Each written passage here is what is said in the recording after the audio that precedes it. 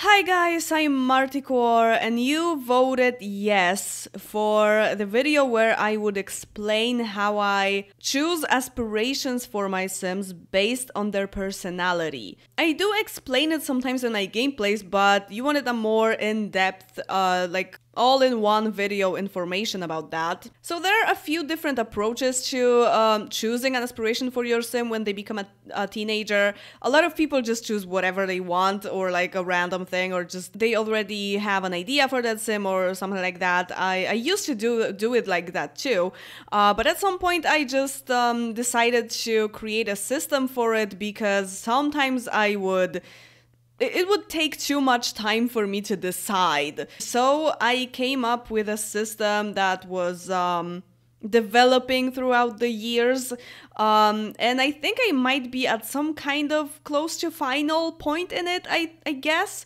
So other approaches to it is the game system, which gives aspirations to Sims that are townies, like the game generates a new townie or a new service Sim, and they need to have an aspiration, and there is like a hidden system of attaching aspiration to their zodiac sign. So I kinda had that too for a while. I made my own system of connecting aspirations with signs. I even have like a whole table, and Pleasant Sims has her own, which is also different than the game system. So you have like three different systems to follow, I guess, if you need that.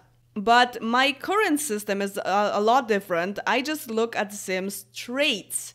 I feel like certain traits can be associated with certain aspirations. So of course this can be something that you might not agree with, or like people are different, yada yada yada. Pretty much every personality could have every aspiration, and like it doesn't really matter that much. I just need to have some kind of order, although I do sometimes feel like this Sims vibe is different than the personality says, so I do make exceptions sometimes. So I have John Mole here, who is a popularity Sim, and I totally don't see that because he's shy. It could be fun to have a Sim who wants to be popular but is shy, obviously, so exceptions, but if I had a Sim like that in my game, I would give them knowledge, because being active and serious are the two most important factors of knowledge for me, because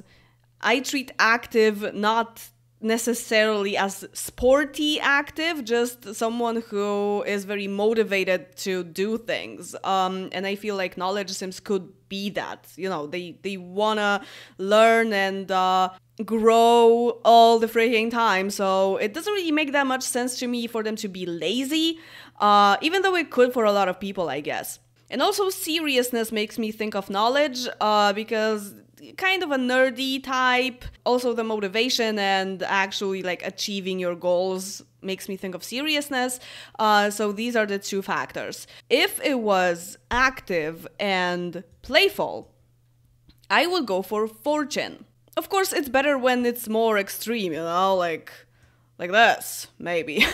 Sims with fortune aspiration want to buy a lot of things, like games that are very expensive, like stupid crap sometimes. And I just feel like this might be something more playful, I guess. I just need to differentiate it from the knowledge aspiration, because these are the two most important factors for fortune, actually, to me. So a Sim like that could be super grouchy, either for knowledge or fortune. It wouldn't really matter that much. But being this playful, if this Sim was a little bit more lazy, even like that, I would give them the pleasure aspiration. Playfulness definitely aligns with pleasure a lot. And also, if the Sim is super lazy, quite playful, and super sloppy, I could give them the grilled cheese aspiration, at least for the secondary one.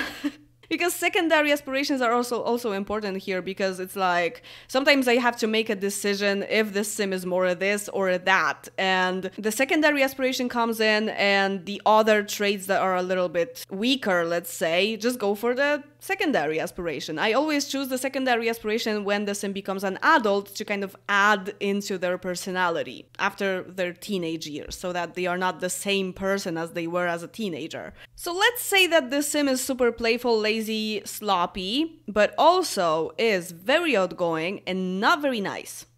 Let's give it a 3. This is a romance sim. Doesn't have to be lazy, doesn't have to be sloppy really. If they are very outgoing, not serious, and at least a little bit grouchy, then this is a total romance sim to me, because romance sims don't really care that much about other people or like commitment and stuff like that. They just wanna woohoo with as many sims as they possibly can. Playfulness, grouchiness, it goes pretty well with this. Outgoingness, pretty obvious. So it could also be like this, and this would still be a romance sim. How many points is that? 24, 34. So okay, a sim like that could be born in game because they can go up to 35 points of personality. So this would be a popularity sim because they're outgoing and nice. I assume that popularity sims are usually nice, even though when they have enemies or sims they dislike, they want to fight them and stuff. But still, bottom line, they just want to make friends. So I guess niceness and outgoingness are the two most important things for that. Playfulness is fine too. Like if the sim has kind of an ambiguous personality, but they are also more playful than serious, I will give them the popularity aspiration because they want to party a lot. Seriousness is okay with popularity too, because sometimes I feel like they are just very engaged in the friendships, right? They want to build a community or something like that. Like they can be a politician, and playfulness is not as important, but it could be a factor too. So what about family sims? The most important thing for family sim is being neat and nice and probably not playful. Like if they are serious, it's more on the family side. They can be either outgoing or shy. I don't really, like, it probably helps if they're outgoing, but they don't have to be. They can be like a very modest person, I guess. And laziness is also not very good with family. I sometimes give lazy sims the family aspiration if they are really freaking nice and neat. But probably being active is better for a family because you have to do a lot of stuff. So there is almost a rule that Cancer is almost always a family sim in my game. The perfect personality for a family sim would be, I guess, something like this. Still a Cancer. Pisces is usually a knowledge sim, really, but sometimes family too. So when the personality is like this, I have no freaking idea. Because this doesn't tell me anything. I need extremes to actually choose the aspiration. But this is very unlikely to actually happen to a sim born in-game because they usually have more than 25 points. There are a lot of different personalities that can happen, and sometimes it's a problem in deciding. Sometimes I actually count points to decide. I will actually show you on a sim I have. So this is generation 7 in my legacy challenge in The Sims 2. His name is Morris. So, spoiler, he ended up being a fortune sim, but I was actually considering 3 aspirations for him because he is not serious nor playful, so I couldn't really decide between fortune and knowledge, but also he has traits for popularity, where also the level of seriousness could be a factor. His secondary aspiration is actually popularity. I didn't go for knowledge, I think because his father was a knowledge sim and I just wanted something different. So this could be a decision-making thing too. But I also counted the points here. So like for fortune, he had 15 points in the most important things, which is being active and playful, right? He is only 5 points playful, which is not playful at all really, but I still counted that. And he was 14 points popularity, because it's 7 and 7 in outgoing and nice. So I just went for fortune because he had more points. So yeah, that's the process of deciding on an actual sim that I had.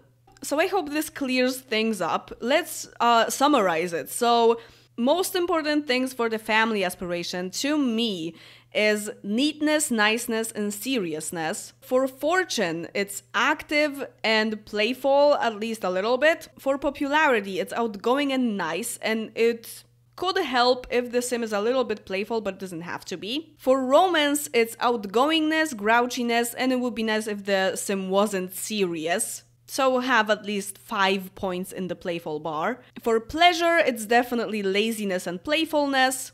Knowledge is being active and rather serious, and I am perfectly fine with knowledge sims being grouchy and shy.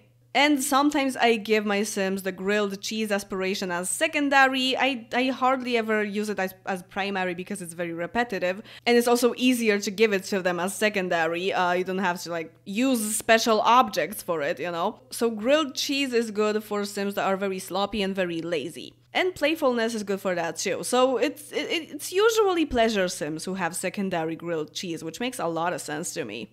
So as you can see, I look at aspirations in The Sims 2 as they are in the game, not some idea that I would have about popularity sims, for example, popularity people.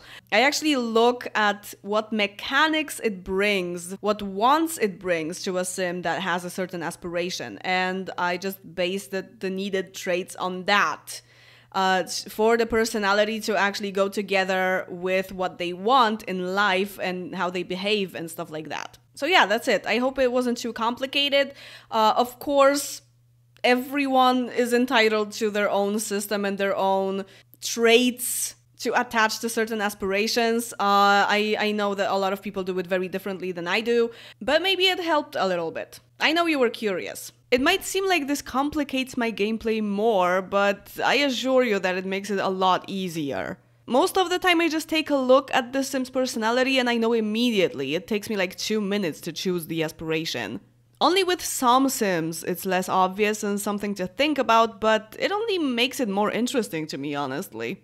Thank you very much for watching this video, and see you in the next one. Bye!